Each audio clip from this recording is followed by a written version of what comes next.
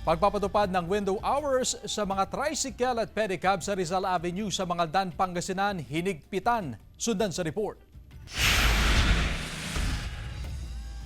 Batid ng mga otoridad sa Mangaldan, Pangasinan ang problema sa trapiko sa bayan, lalo na sa Rizal Avenue na nakasasakop sa Central Business District o CBD. Dahil inaasahang titindi pa ang traffic ngayong holiday season, hinigpitan pa ang pagpapatupad ng window hours sa mga tricycle at pedicab na dadaan sa Rizal Avenue. Mula 7 a.m. hanggang 9 a.m. at 4 p.m. hanggang 6 p.m. na rush hours, bawal dumaan ang mga tricycle at pedicab sa nasabing kalsada.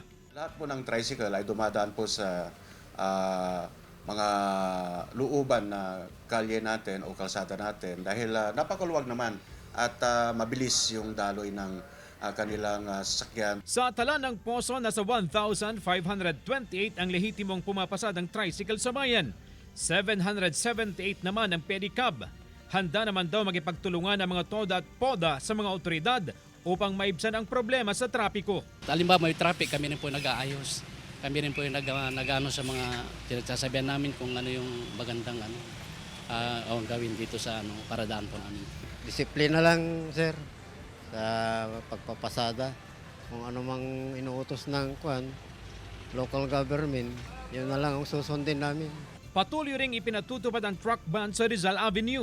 Nagkaantabay rin ang Mangaldan Police sa traffic management sa bayan. Yung pagtawid nila sa pedestrian lane, yan isang cause ng traffic dyan sa Rizal Avenue, especially dito sa may speed drives. Asahan daw na tataas ng 90% ang volume ng mga sasakyan na dadaan sa bayan sa ikatlong linggo ng Disyembre. Dito kasi dumadaan ang mga sasakyan papuntang Baguio at La Union.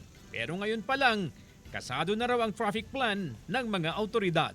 Kasama si Henry Duminsil, CJ Torida, One North, Central Luzon.